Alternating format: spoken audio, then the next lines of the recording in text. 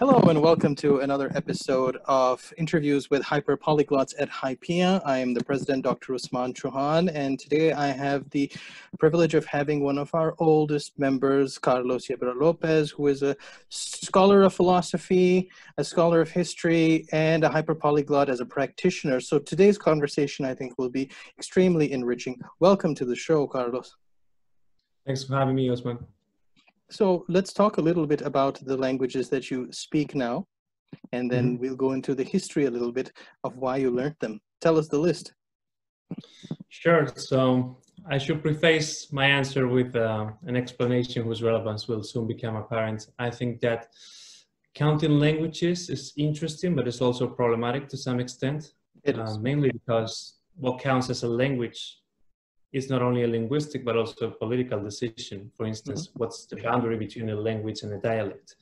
So I'm going to say, according to my perspective on what counts as a language, I would say that I can speak 10 languages, although I am fluent in less than 10. Yeah.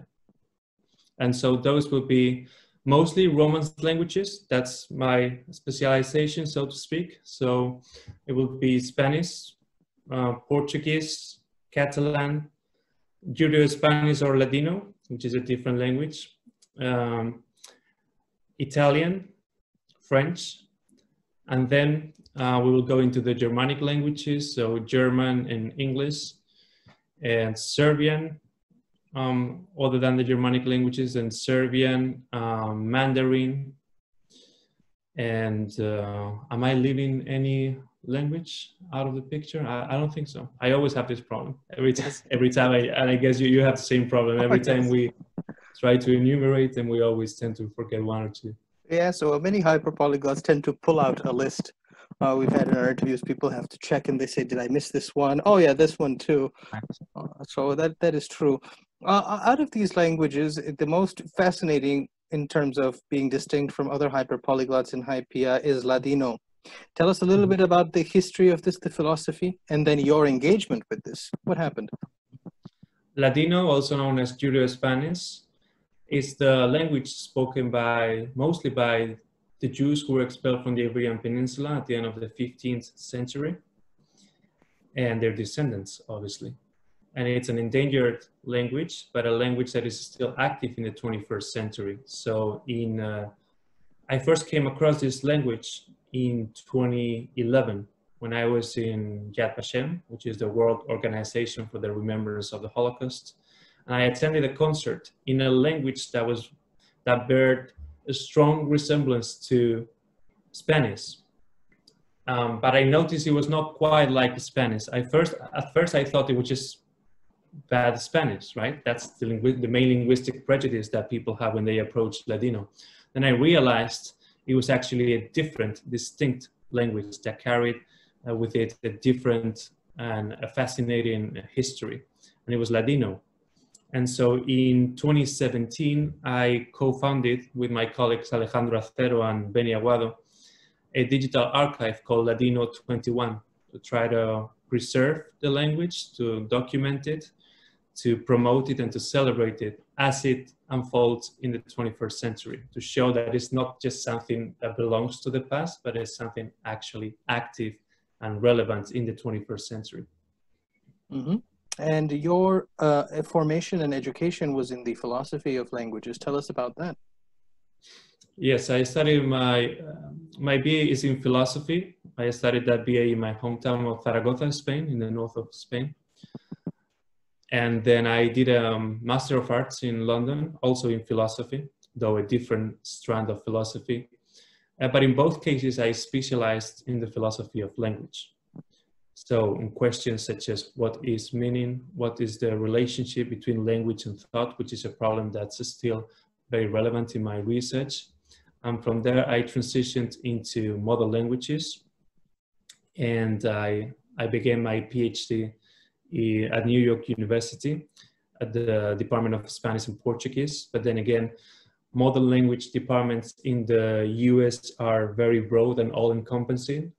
So doing research at such department allowed me to do research as regards applied linguistics, critical discourse analysis, but also literature. So it was very, very enriching. Mm-hmm. And you said there were two different strands that you tackled in your bachelor's and your master's. What is the difference in the two strands? Right, so within philosophy, we tend to distinguish between continental philosophy, mainly French and German, and analytical philosophy, mostly Anglo-Saxon philosophy. So the continental philosophy is more similar to literature and poetry, has a different style, is perhaps more obscure, more convoluted, whereas analytical philosophy is more strict, has more rigor to it, and it concerns itself with different matters such as philosophy of language, philosophy of mind, etc. I think it was Stephen Hawking or somebody said that philosophy used to be so important in our lives, but now it is basically concerned with a few questions of meaning. And science has taken up a lot of that space. How do you feel about this as a philosopher in the 21st century and its relevance to lived experience of people today? I believe in the autonomy of philosophy, in the fact that philosophy and science operate at fundamentally different levels. So, whereas science asks, how does this function? What is this? Philosophy interrogates the conditions of possibility of those very questions. For instance, what are the ideological underpinnings of science as it exists? Why is science more relevant than in the past? What is the relationship between science and religion? What does it mean to be an ethical being? What is aesthetics? These are questions that cannot be tackled by science. And so we shouldn't expect the same answers to be delivered from a philosophical perspective than from a scientific perspective. But I believe that these are actually compatible and complementary to each other. And we can see this in many interdisciplinary projects. I can quote, for instance, the Institute for Research about Mind and Brain in Berlin. That is a beautiful project of how philosophers and cognitive scientists come together to explore questions pertaining to language and the mind, for instance. Mm-hmm. And what is the nature of your doctoral enterprise? Your PhD involves what sorts of questions? Sure. So I did my PhD from 2015 to just a month ago. So No, congratulations. A month ago, thank you. And in tricky conditions, I would say, right, amidst the pandemic and so on, which also made it more special to some extent. And yeah, so in my doctoral research, in my PhD dissertation, I concern myself with a critical examination of the Spanish mass press coverage of the 2004 Madrid attacks and the 2017 Barcelona attacks, so-called jihadist terrorist attacks, which is a very problematic label. And it's basically critical discourse analysis. So we take a text within the context of its emergence and we examine it from a critical perspective, also using digital methods, not just qualitative analysis, but also quantitative statistical analysis. Like sentiment analysis, did you use that? What is the sentiment analysis? What is the connotations based on the positive and the negative? Is that a tool that you used at all? No, I mostly used as software Voyant tools, which is a digital environment for text analysis. And it's basically a very specific strand of critical discourse analysis, what I bring to the dissertation, which is known as Foucauldian discourse analysis. Now, in his work, as you know, Michel Foucault stressed the discursive basis of power, social relations, and institutions by demonstrating that what we understand normally as objective disciplines, particularly science, to go back to your point, actually rely upon underlying assumptions about their object of study. And those assumptions guide and shape the construction of institutions to study and to control that object in order to further the governance of certain states. And what I realized is that terrorism and the contemporary emergence of discourse on terrorism was a case in point of these dynamics. We hardly think of terrorism or accusations of terrorism as being subjective or not neutral. But in reality, the very construction of terrorism is heavily ideologized. So in the late 60s and the early 70s, in response to nationalist, anti-colonial, media-centric episodes of theatrical political violence. Think, for instance, of the 1972 Munich attacks. That's a case in point. In response to that, President Nixon created the so-called Cabinet Committee to Combat Terrorism. Yes. And this was supplemented with the creation of specialized journals about that, conferences about the notion of terrorism. And this is how terrorism studies as a field of expertise that proclaims itself to belong to political science came to be born, right? And in parallel to this, an alternative strand of terrorism studies emerged, which was mostly composed by authors who adopted a critical perspective on this definition of terrorism, and basically posited that politicized definitions of terrorism were actually motivated by the desire of states to further their own geopolitical interests, to stigmatize sub-state actors who, for instance, sought independence from certain states, and to de-emphasize their own use of political violence in the domestic realm, for instance, tortures and killings by the state security forces. And this is what came to be known as critical terrorism studies, and it's a perspective that informs my dissertation. I think this is fascinating. Just as the Foucauldian perspective discusses the control of the discourse by the hegemon, and Gramsci as well, you will find that different societies around the world associate more or less strongly with the critical terrorism studies. So if you were to advocate your case and present your dissertation here, where I am right now in Pakistan, you would find a very strong resonance among the general public as well as among academia, because a lot of their work, without necessarily being familiar with CTS, is to argue that terrorism is a construct. The same person might be a freedom fighter, depends on their relationship to the mediatic elements as well as power. So maybe, as you suggested, maybe in the West, people aren't quite alert to the sort of work you are doing, but depending on where you lie in that tension of power, you will find people resonating strongly with the findings of your dissertation. I would agree with that. And it's certainly an element I had to consider, the fact that it's dangerous to write about these topics, and it's not the same to write these topics in the US than to do that in Spain, for instance, or in Pakistan, as you point out, definitely. And so in terms of discovering Ladino, how did your journey go from looking at it as an external body of lexical elements to then something that you immersed yourself in? How did you go about that? I think it's important not to trivialize the drama and the tragedy of the diaspora. But that being said, that notwithstanding, I did find a personal resonance of Ladino with my own biography, with my own trajectory. And so Ladino is a language whose origin is in the Iberian Peninsula, but actually forms itself in diaspora. And it enriches itself with long words and elements from other languages such as Italian, Serbian, Greek, Hebrew, Turkish, etc. And I found that this experience was parallel to the experience that I underwent in exile. Once I left Spain after my BA, I went to London, then I went to Charleroi in Belgium, then I went to live in the US, where I've been living for the last 6 years. And in this trajectory, I came across different languages, and I incorporated different linguistic elements to my own repertoire.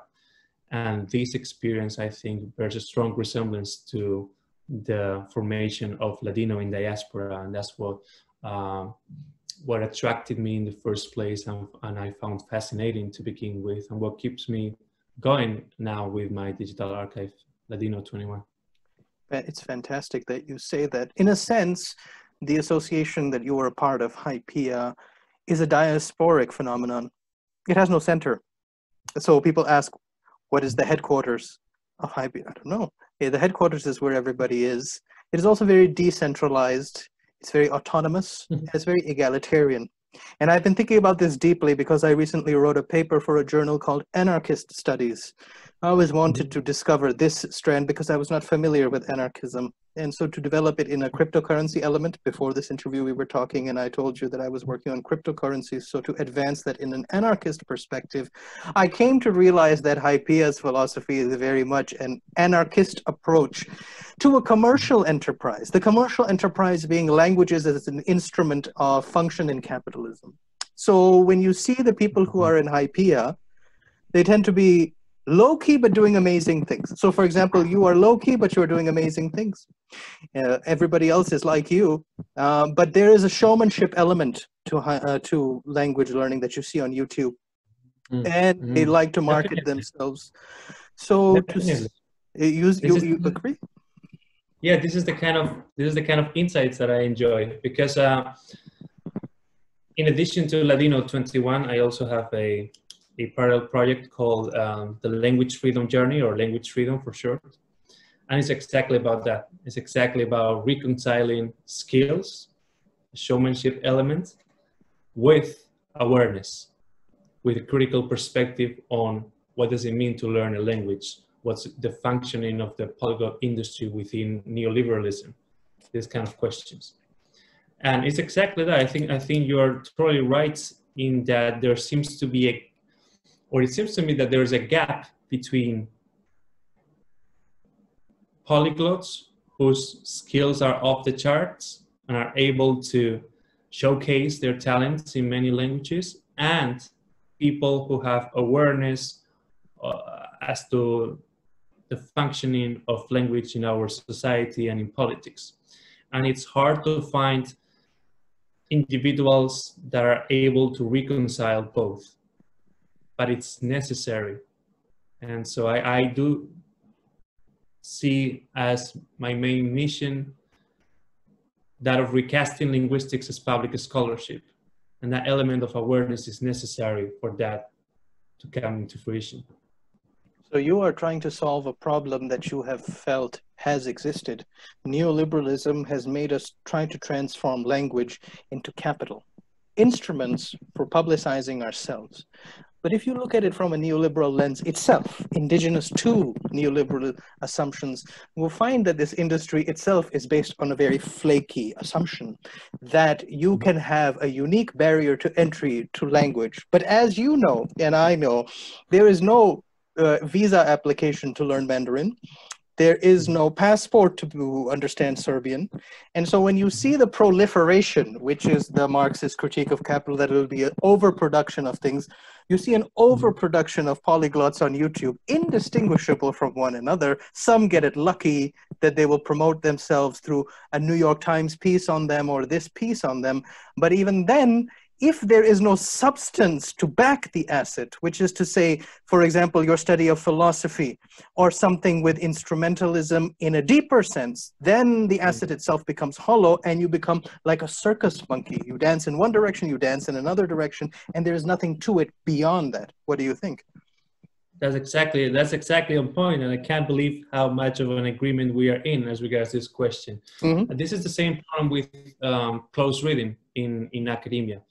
What we always say about close reading, so close reading is you take a work and then you focus on a particular aspect, right? For instance, the use of H in the work of Shakespeare, right? And you analyze how Shakespeare uses the letter H in each of the words, and then you throw some conclusions.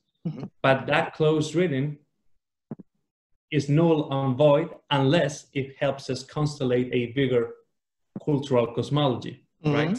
In the same sense, learning languages and being able to speak them with a certain degree of fluency, it's banal or trivial unless it helps us making a bigger, broader sense of the world. This is the thesis I think that HYPIA can and should continue to promote, that there is something beyond just the showmanship. We keep a low profile and we have no barriers to entry. There is no money involved. I and others like me, including you, have taken the equation of money out of it, or taken money out of the equation, because anybody can join no matter what there is, and it's a merit-based thing. Now, there are some strong justifications for involving money to membership, to advertise, to become bigger. But by removing it entirely from the equation, what you have done is gone into a more simplistic and rudimentary anarchist formulation of the organization where people can come, bond, be active in it, and then promote us rather than me. What do you think? Right. And I like your take on anarchism, because it's a term that has to some extent a bad reputation in the media. It's sometimes mischaracterized as being chaos, being equivalent to chaos, and I don't think that's true for a second. And so yes, my understanding of anarchism goes hand in hand with yours in that sense. Now, as far as discovering the Judeo-Spanish and launching a project, 21 as you called it. Now, what are the next steps or the next ambitions you see for the projects you are running? There are different possibilities, but as regards Ladino, we have thought about online classes. That's one important component. We also want to make Ladino cool again in general terms. As I said, to combat the myth that Ladino is just frozen Spanish in time or frozen Castilian over time, and that belongs to the past and is something exotic and, you know, to be admired from a distance, to be stored in a museum as it were. We want to showcase the dynamism of Ladino, and we want to offer products that reflect that dynamism. So merchandising, online classes, these are all key points that we want to develop. And as regards language freedom, I would like to develop courses with my own syllabi based on my background in philosophy and language. Putting together those resources that people don't necessarily have access to, because this is the gap that we're trying to fill as regards the language freedom journey. We have plenty of resources out there, but what is lacking is the know-how on how to filter those resources. And what I think my background allows me to do is exactly that. So I think that I can put together courses that people will find fascinating about the origins of language, the hypothesis of linguistic relativity, etc., etc. Now, completing a PhD is a very big step in life. I should have introduced you as Dr. Carlos Yebra Lopez. It's my mistake, because once I got my PhD, there was no more Mr. Chohan. I actually got offended. So people called me Mr. It's very offensive, so you have to stick with Doctor. Now, that's because I also see a continuation with doctoral life or with academic life. So after the PhD, there was a postdoc. After a postdoc, now I'm in a think tank. So that stays as the journey. Do you consider your connection personally to academia something that will be continued, something to be pursued, or are there bigger things that you want to get into now? I would say I have provincialized the importance of academia in my life over the last years. Still, I think academia is worth pursuing. I am currently a lecturer in Spanish and Portuguese at the Department of Spanish and Portuguese at New York University. So I have continued that path. I have postdoc projects or conversations going on about Ladino. And so, yes, I wouldn't like to abandon academia altogether, but I do believe that that effort has to be supplemented with public scholarship, as I said, with the language freedom journey, with Ladino 21, where I can actually show more of my personal take outside institutional constraints, because there are always institutional constraints. That's inevitable. I really like this term that you have used, public scholarship. There is, as you may have come across, this discussion called the ideas industry, and it compares two types of people. There's the thought leader, and then there's the public intellectual. Polyglottism is totally dominated by the thought leader, as in fact is the ideas industry today. So who are the thought leaders? They are the kind of TED Talk type people. They have one big idea, they come and they market it, they market themselves, and they associate themselves inextricably from that idea. And today, if you have too many thought leaders, that means that bad ideas don't die off. The problem with having too many public intellectuals is that good ideas never come up. But the public intellectual aspect is what I foresee for people in HYPIA. They're not necessarily entirely concentrated within polyglottism. They have bigger lives outside, and they engage with the public, and they have practitioner contributions to make. So in a thought leader world, what is the basis of being a public intellectual? What do you think? I wasn't aware of this distinction between thought leader and public intellectual, but I was always intuitively inclined to support a public intellectual path on the basis of my understanding of the public role of intellectuals in the work, for instance, of Noam Chomsky or Michel Foucault. Mm-hmm. Those are two models of public intellectual that I will be inclined to support. Definitely. And yeah, the thought leaders industry is also dangerous to some extent, because as you said, it perpetuates ideas that are not necessarily that are problematic, let's say. For instance, one idea I can think of the top of my head is, for instance,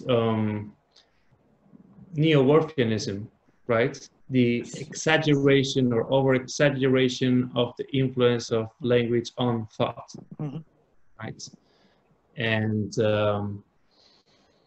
this is very problematic. And it's hard to dispel these kind of myths because they are very attractive at the same time. It's very attractive to think that, you know, learning a language is equivalent to acquiring an entire different worldview. That's fascinating, right? Who isn't enticed by that thought? But at the same time, we need the work of public intellectuals that are going to be on the ground and are going to have those conversations that will go a long way, and that are not necessarily under the spotlight of TED Talks, right? Mm-hmm.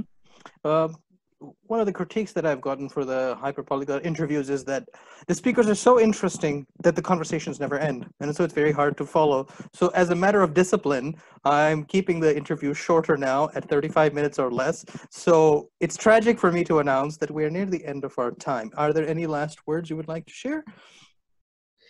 No, just that it's been a pleasure to have this conversation with you, that I wasn't expecting to find some of the interesting insights that I've come to realize that you and I share, and that's the beauty of conversations. It is. But I was anticipating this conversation would be delightful, and it is. And this is the magic of talking to hyperpolyglots, because there are more dimensions to them. I'm not just talking to a person who knows many languages. I'm talking to a young scholar and philosopher. So thank you, and it has been a pleasure to have you, Dr. Lopez. Thank you, Dr. Usman. See you later. See you.